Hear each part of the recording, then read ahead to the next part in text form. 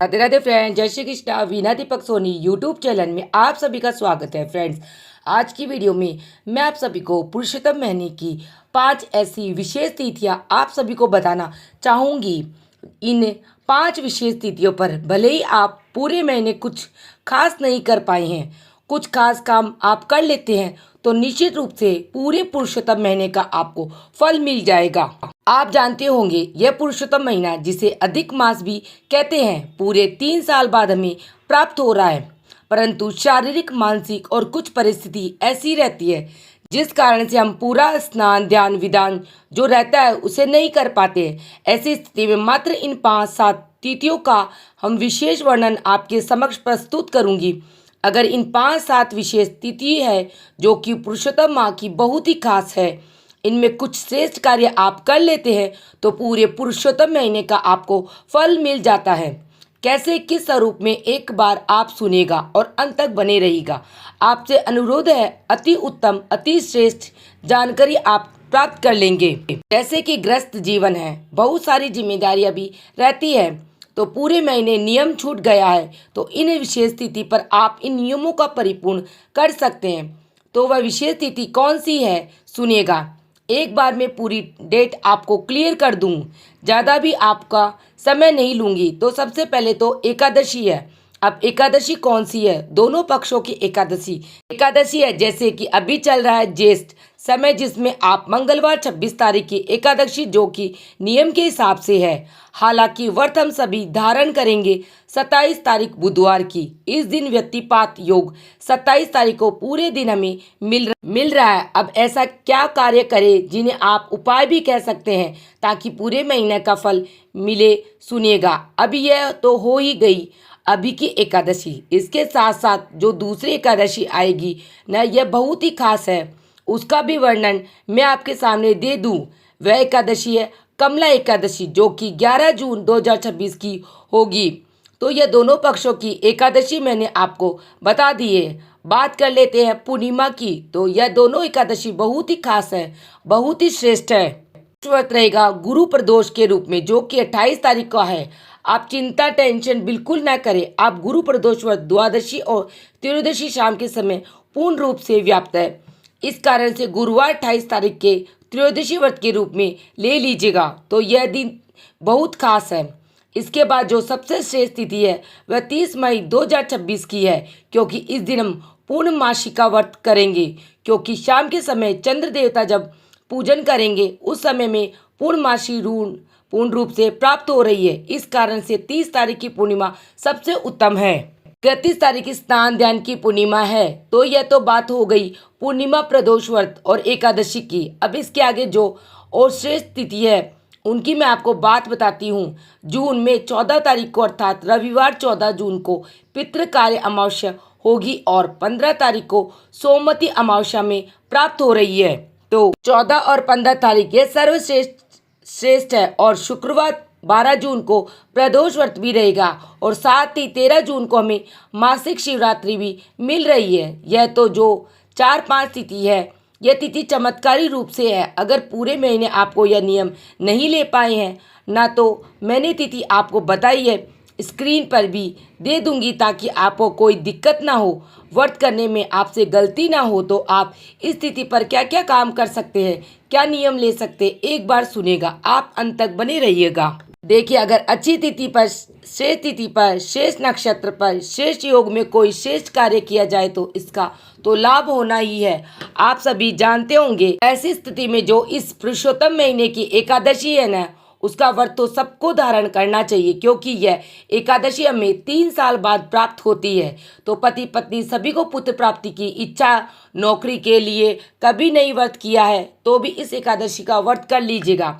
जी, मेरे कहे के अनुसार कोई कठिन नहीं है व्रत करना। आपको लग रहा होगा, चाय पानी फलहार लेकर आप प्रभु के सामने अपनी इच्छा कहकर व्रत कीजिएगा। प्रदोष व्रत करते हैं तो उत्तम है, नहीं कर पाते तो गुरु प्रदोष और द्वादशी का दुर्लभ संयोग है। व्रत न भी कर पाए तो कुछ कार्य कर लीजिएगा। मैं अभी बताऊंगी आप सभी को। त्रयोदशी महादेव को समर्पित है, जो कि भोले बाबा सर्व है। पूर्णिमा व्रत तो हर स्वरूप में सुख देता ही है। तो इन तिथि पर कुल मिलाकर कहने का अर्थ है कि बहुत चमत्कारी यह तिथि है जिनका शास्त्र प्रमाण मिलता है। इन तिथि पर आप क्या कर सकते हैं? सबसे पहले सरल तरीके से पूरे महीने आप ब्रह्म मुहूर्त में नहीं उठ पाते हैं तो आप इन तिथि पर तो ब्रह्म मुहूर्त में उठे। देखिए, ऐसे ही नहीं कहा जाता ब्रह्मा मुहूर्त, इसके पीछे कोई कारण तो होगा ही जी। ऐसी स्थिति में जल्दी उठे, करीब करीब 4 से 5 बजे तक का समय ब्रह्म मुहूर्त का जाना जाता है। ब्रह्म मुहूर्त में नहीं उठ पाते हैं तो आप सूर्योदय से पहले, क्योंकि स्नान ध्यान का बहुत महत्व है। पुरुषोत्तम स्नान आपने देखा होगा, आपके आसपास कई लोग कर रहे होंगे।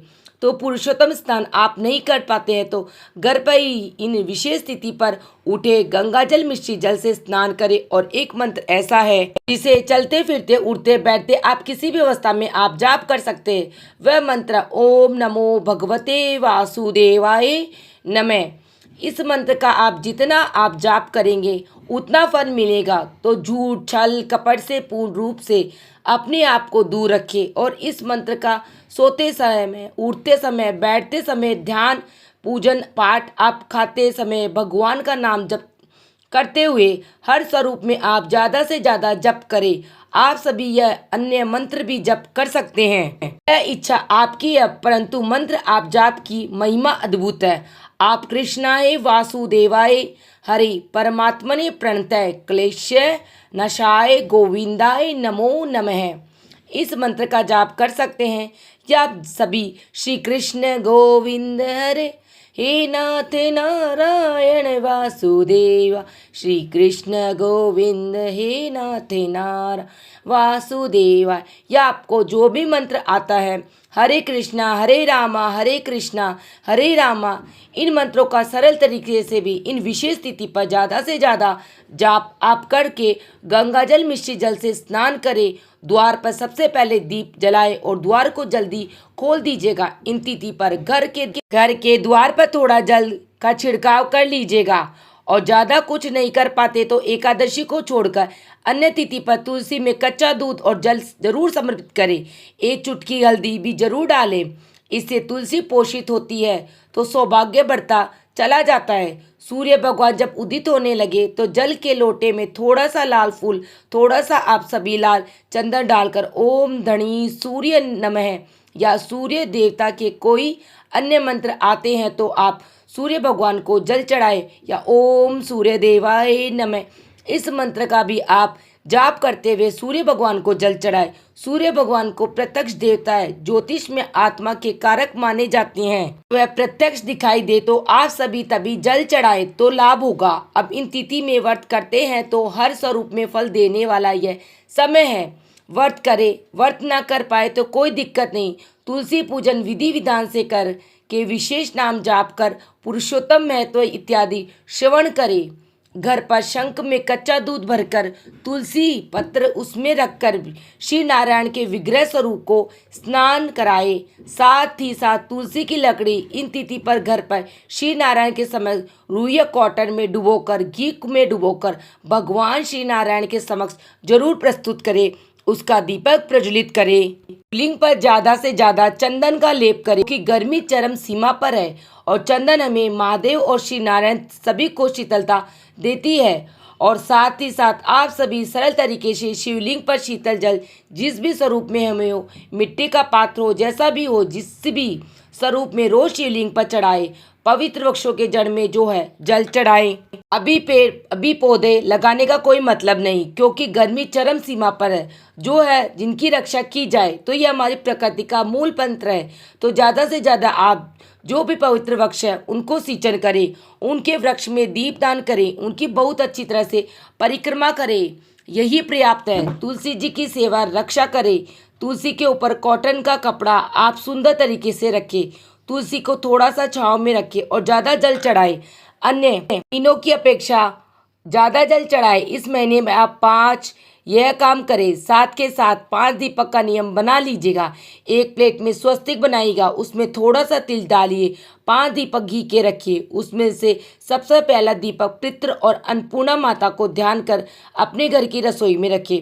दूसरा दीपक अपने द्वार पर, तीसरा अपने घर के मंदिर में, चौथा दीपक आप सभी तुलसी माता के समक्ष, अंतिम पांचवा दीपक आकाश में 33 कोटि देवी देवता जो है उनका स्मरण करते हुए जिस स्थान पर आप नहीं जा पाए हो, जैसे कि कोई भी स्थान हो सकता है, शिव नारायण मंदिर, पवित्र जो स्थान है उन स्थानों पर आप दीपदान में इस स्थान पर कर रही हूँ, ऐसा मन में ध्यान करते हुए आप आकाश की तरफ यह दीपदान मेरा स्वीकार हो ऐसा कहते हुए बालकनी या घर के द्वार पर इस दीपदान को प्राथमिकता दीजिएगा। तो इस तरह से 5 दीपक आपको कम से कम के रूप में जरूर करने हैं। एक समय का भोजन आप पंडित ब्राह्मण जी को इन तिथि पे कभी भी दान कर सकते हैं। 33 चीजें अगर इन तिथि पर दान की जाए तो अन्य तिथि की अपेक्षा बहुत लाभ होता है। तो 33 की संख्या में ज़्यादा से ज़्यादा अन्नदान, जलदान, दीपदान, ठंडक प्रदान करने वाली चीज़ों का ज़्यादा से ज़्यादा दान आप करने का प्रयत्न करें। साथ के साथ 33 दीपक की एक बत्ती बनाकर, जो कि बहुत सरल प्रक्रिया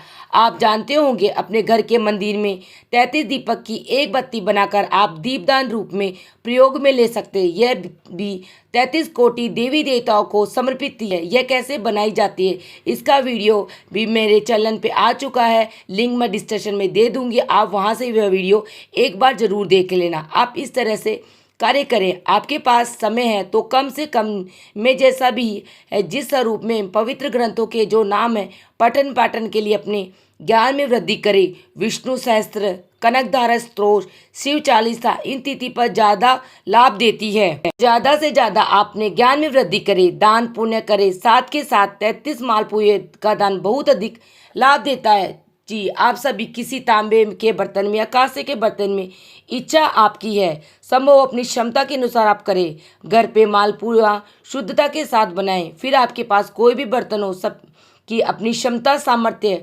शास्त्रों में तो कांसे के बर्तन का वर्णन मिलता है। आप 33 की संख्या में मालपुए लीजिए।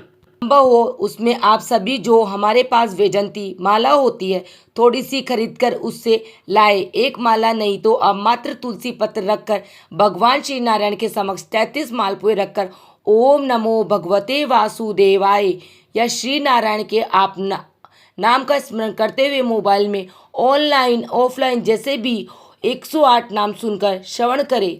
जैसे भी हो पंडित ब्राह्मण जी को दान में दे दीजिएगा। 33 मालपुए दान करने का प्रावधान है। 33 सुहाग सामग्री दान करने का, 33 दीप दान करने का प्रावधान है। तो कुल मिलाकर इन तिथि पर जो मैंने विशेष तिथि बताई है, आप कुछ ज़्यादा नहीं कर सकते तो विशेष दिन के लिए चुन रहे हैं तो कम से कम इन तिथि पर आप दान कर सकते हैं। इनका तो लाभ होना ही है। जरा सा भी आप लोगों को मेरा वीडियो कैसा लगा राधे राधे लिख के बताना। कोई प्रश्न तो आप पूछ सकते हैं, आपका अपना चलन है। सभी की मैंने आपको तिथियां जानकारी दे दी है, कौन सी तिथि पर कब किस स्वरूप में पढ़ने जा रही है और साथ के साथ आप क्या कर सकते हैं, कौन सा दिन इनमें मंत्र जाप इत्यादि के लिए कौन सा श्रेष्ठ समय है, सारी बात बताइए। और अब तत्व चल रहा है, बैंगन और कटहल खाने से बचे। शहद इत्यादि का प्रयोग अभी तक ठीक नहीं है। गर्मी प्रदान करने वाली तो तासीर होती है, जिससे उनका त्याग करें। शुद्ध सात्विक चीज़ों का ही ज़्यादा से ज़्यादा चयन करें। भले ही भोजन रूप में जो हो, दान रूप में हो, किसी भी तरह से ठंडक प्रदान करने वाली चीज़ों का ही दान करें।